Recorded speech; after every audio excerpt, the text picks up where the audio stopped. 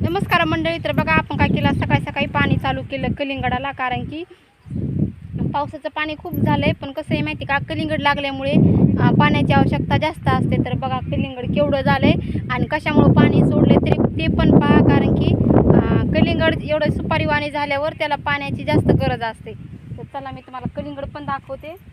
आज पाणी पूर्णपणे चालू केले, सकाळपासून चालू केलं, 9 वाजल्यापासून चालू केले. आणि कलिंगडची साईज पण तुम्हाला दाखवते. कलिंगडची साईज पण खूप मोठाली झाली. तरी पहा कलिंगडाची साईज पण खूप मोठाली झाली. सुपारीवाणी कलिंगड झालं हे पहा. सुपारीवाणी कलिंगड झालंय म्हणून त्यामुळे पाणी आज फुल सोडायचंय. हे पहा एकाच फांदीला इथे एक लागलंय आणि इथं एक, हे पहा इथं एक छोटंसं लागलं, म्हणजे त्यामुळे आज पाणी सोडलंय. हे पहा पाणी पण चालू आहे. पाणी पण चालू केले आणि आज फवारणी पण करायची. काही काही जागेवर तर खूपच मोठाले कलिंगड झाले तर, आणि काही काही जागेवर छोटाले राहिले. कशामुळे? हे वातावरणामुळे. आणि ते पहिलं कलिंगड होतं का जसं का म्हणजे अगोदरचं लागलेलं, ते वातावरणामुळे जळून गेले. आणि काही काही खूप मोठाले पण झाले.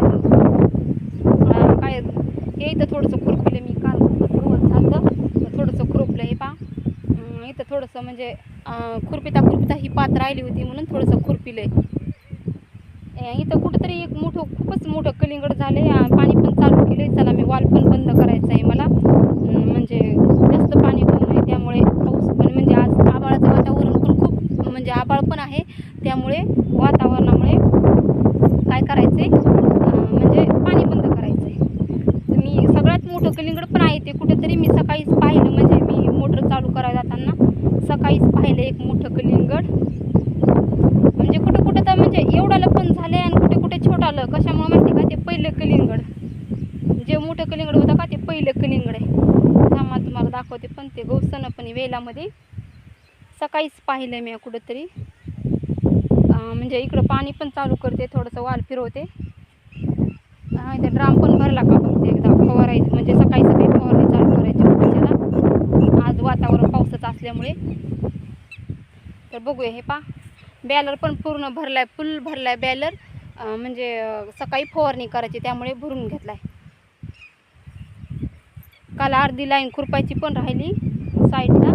तर बघा हे पाणी नळीनं गळतंय म्हणून किती पाणी झालं, खूपच पाणी झालं. हे पहा साईडनं नळीनं पाणी, म्हणजे इथं फाटलं, म्हणजे थोडीशी नळी तुटलेली त्यामुळे पाणी इथं गळतंय. आणि इथे पण थोडं थोडं पाणी गळायलं. हे म्हणजे कसं आहे माहिती आहे का, इथं फुल हे पहा इकडे पण पाणी झालंय पूर्ण. हे पहा कसं पाणी गळायलंय, म्हणजे 10 मिनिट फुटलेली पण आहे. नळ्या पण फुटलेल्या थोड्या थोड्या, इथे पण फुटली. तर मी बंद करते आज, म्हणजे पाणीच बंद करते. तिकडं खाली सोडायचे पाणी, तिकडं खाली पाणी सोडते. तरी पहा आपलं पूर्ण म्हणजे पूर्ण प्लॉट झाकायला, म्हणजे पूर्ण वेल इकडं पूर्ण प्लॉट म्हणजे मस्त दिसायला आहे.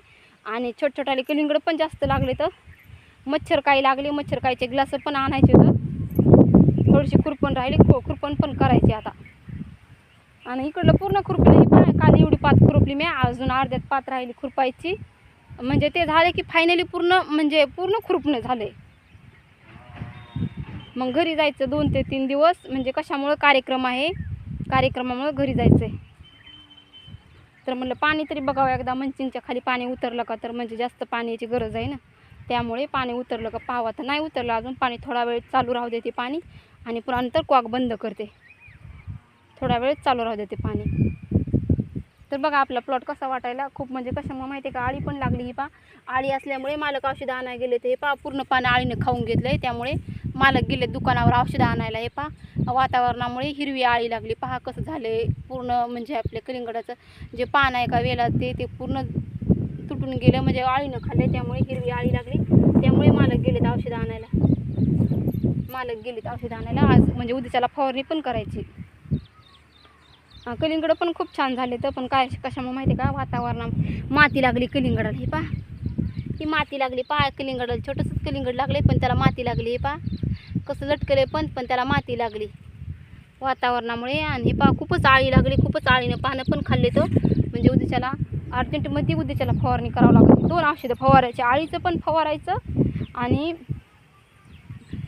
त्या याच्यामुळं म्हणजे शेंडा आहे का, ते शेंडा पूर्ण तुम्हाला दाखवते. पण शेंडा कसा झाला आहे, शेंड्यामुळे पण आपल्याला औषध आणायची गरज आहे. हे पहा ही शेंडा आहे का, ही शेंडा पूर्ण कुरमळून गेला. त्यामुळे शेंड्याचं औषध आणा, म्हणजे फवारणी करायची. म्हणजे काय होईल, याला फवारणी केली ना पूर्ण शेंडा असा खुलून येतं. त्यामुळे शेंड्याची फवारणी करायची.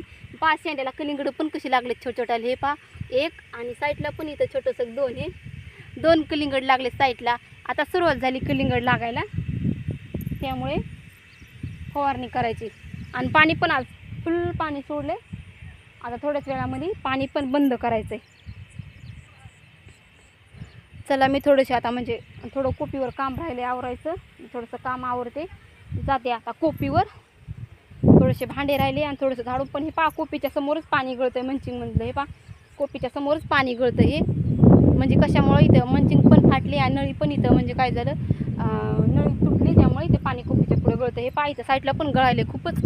माझ्या घरासमोरच पाणी म्हणजे कोपीसमोरच पाणी गळायले. पावसाचं पाणी आणि हे पाईपाचं पाणी सगळा चिखलच व्हायला कोपीसमोर, पूर्ण चिखल व्हायला कोपीसमोर.